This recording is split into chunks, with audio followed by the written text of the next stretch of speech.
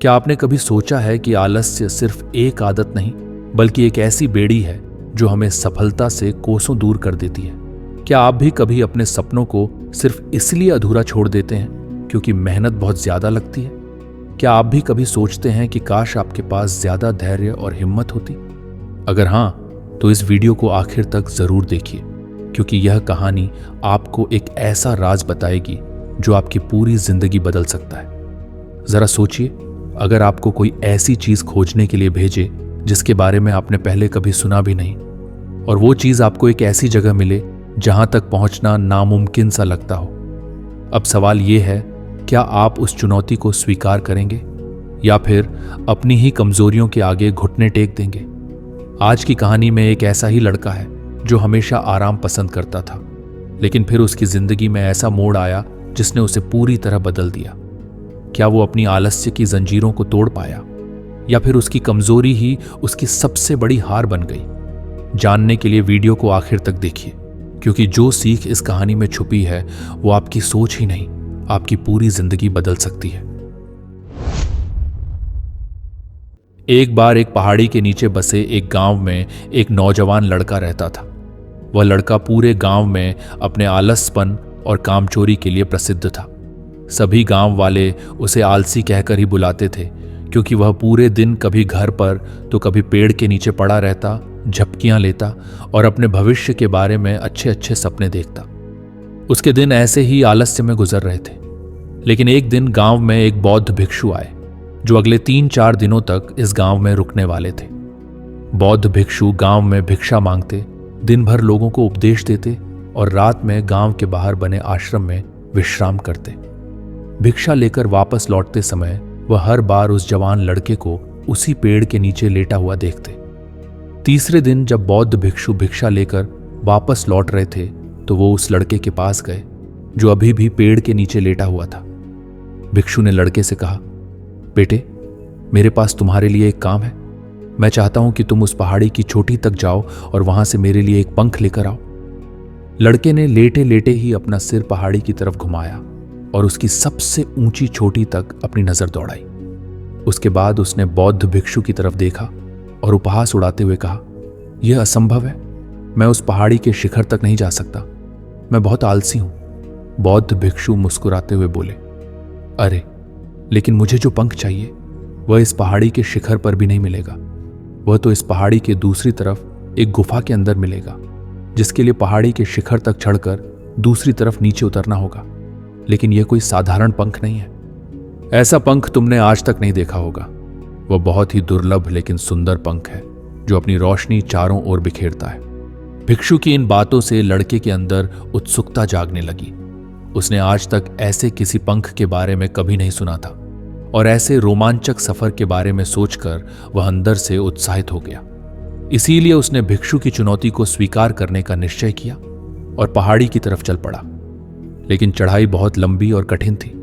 जल्दी ही लड़का थकने लगा, सांस फूलने लगी और शरीर से काफी पसीना बहने लगा। लेकिन फिर भी उसने चलना जारी रखा। वह जैसे जैसे ऊपर और ऊपर चढ़ता गया, उसे प्रसन्नता और उत्साह की अनुभूति होने लगी, जिसे उसने आज से पहले कभी महसूस नहीं किया था। अंततः जब वह कड़ी मेहनत और लंबे प्रयास के बाद पहाड़ी के शिखर पर पहुंचा तो वह पूरी तरह से थक चुका था, लेकिन वह बहुत खुश था। उसे अंदर से आत्मसंतुष्टि का एहसास हो रहा था। उसके चेहरे पर योद्धाओं जैसी मुस्कान थी, जैसे उसने कोई युद्ध जीत लिया हो। उसने पहाड़ी के शिखर से नीचे देखा। उसके सामने एक बहुत ही मनमोहक दृश्य था। उसने अपने अंदर एक उपलब्धि की भावना महसूस की जो उसने आज से पहले कभी नहीं की थी। लेकिन असली चुनौती अभी बाकी थी। लड़के को पहाड़ के दूसरी ओर उतरना था और उस गुफा को ढूंढना था जहां पंख के मिलने की बात कही गई थी। नीचे उतरना और भी ज्यादा मुश्किल और खतरनाक था, क्योंकि ढलान ज्यादा खड़ी थी। चढ़ाई के समय लड़का कई बार लड़खड़ाया और गिरा भी था। इसी वजह से वह डर भी उसके अंदर था।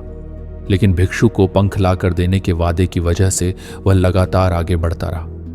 काफी खोज, मशक्कत और कड़ी मेहनत के बाद जब वह अंत में उस गुफा तक पहुंचा तो उसने देखा कि पंख वहीं पड़ा हुआ था, जो गुफा के प्रवेश द्वार से छनकर आ रही रोशनी में चमक रहा था। उसने पंख उठाया, लेकिन उसकी सुंदरता को देखकर अचंभित रह गया। वह काफी देर तक पंख को ही घूरता रहा, लेकिन फिर अचानक उसे याद आया कि अभी तो उसे वापस भी जाना है। उसने खुद की तरफ देखा। वह पूरी तरह से थक चुका था। वह चिंतित हो गया कि वह पहाड़ पर कैसे चढ़ेगा और भिक्षु तक पंख कैसे पहुंचाएगा। एक पल के लिए उसने हार मानने के बारे में सोचा, लेकिन फिर उसे वह उपलब्धि और गर्व की भावना याद आ गई जो उसने पहाड़ी के शिखर पर पहुंचने पर महसूस की थी। उसे एहसास हुआ कि उसके अंदर इस सफर को दोबारा पूरा करने की ताकत और दृढ़ संकल्प है। वह दोबारा पहाड़ी पर चढ़ने लगा। उसकी मांसपेशियों में दर्द हो रहा था, पैर कांप रहे थे, फेफड़े जल रहे थे।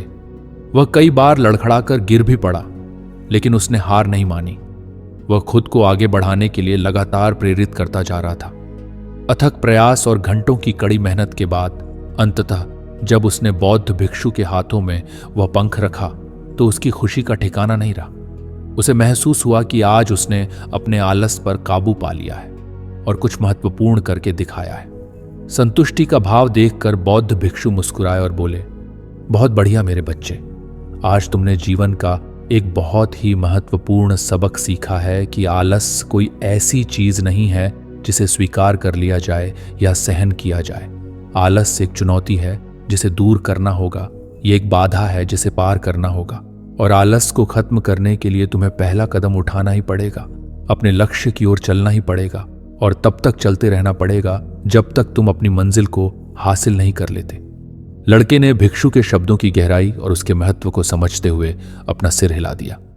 आज उसे एहसास हुआ कि वह हमेशा से ही बड़ी और महान चीजों को करने में सक्षम था, लेकिन उसके आलस ने उसे रोक रखा था। अब वह जानता था कि उसके पास अपने रास्ते में आने वाली किसी भी बाधा को दूर करने की ताकत और धैर्य है। इसके बाद भिक्षु ने उसे आशीर्वाद दिया और वे गांव से चले गए। जब कोई लक्ष्य असंभव सा लगे, तब भी अगर हम उसे पाने के लिए लगातार प्रयास करते रहें तो हम अपने भीतर एक ऐसी शक्ति और आत्मविश्वास खोज निकालते हैं जिसका हमें पहले कभी एहसास भी नहीं था। यही संकल्प और धैर्य हमें उस मंजिल तक ले जाता है जिसे पाने का हमने सपना देखा होता है। आलस्य पर विजय पाने के लिए खुद को चुनौती देना जरूरी है। हमें अपने लिए ऊंचे और महत्वाकांक्षी लक्ष्य तय करने चाहिए, क्योंकि जितनी बड़ी मंजिल होगी उसे पाने का जुनून भी उतना ही मजबूत होगा।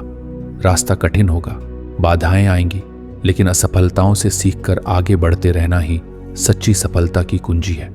नियमितता और अनुशासन हमारे सबसे बड़े हथियार होते हैं। अगर हम अपने लिए एक सख्त नियम बना लें और उस पर टिके रहें तो धीरे धीरे वह हमारी आदत बन जाती है। कुछ ऐसी आदतें विकसित करें जो हमें आलस्य को हराने में मदद करें। चाहे मन लगे या न लगे, फिर भी हमें अपने कार्य पर ध्यान केंद्रित करना चाहिए और निरंतर क्रियाशील बने रहना चाहिए। सबसे महत्वपूर्ण बात यह है कि आलस्य पर काबू पाने का अर्थ सिर्फ मेहनत करना नहीं, बल्कि मानसिकता को बदलना भी है। असफलता को रुकावट की तरह देखने के बजाय उसे सीखने और निखरने का अवसर माने। जब हम हर असफलता से कुछ सीखते हैं तो धीरे धीरे हम खुद को एक नए रूप में ढाल लेते हैं, जहां असफलताएं हमें कमजोर नहीं बल्कि और मजबूत बनाती हैं। और अंततः अगर हमें आलस्य को हराना है तो हमें अपने आराम के दायरे से बाहर निकलना ही होगा। जीवन की चुनौतियों को अपनाना होगा और हर अवसर को पूरी ऊर्जा और समर्पण के साथ स्वीकार करना होगा। जब तक हम आगे बढ़ते रहेंगे तब तक सफलता बस एक कदम दूर ही रहेगी। तो आज से ही अपने आलस्य पर काबू पाने का संकल्प लीजिए और अपने जीवन को नई दिशा दीजिए। अगर आपको यह कहानी पसंद आई हो तो वीडियो को लाइक और शेयर जरूर करें और ऐसी ही प्रेरणादायक कहानियों के लिए हमारे चैनल को सब्सक्राइब करना ना भूलें। धन्यवाद।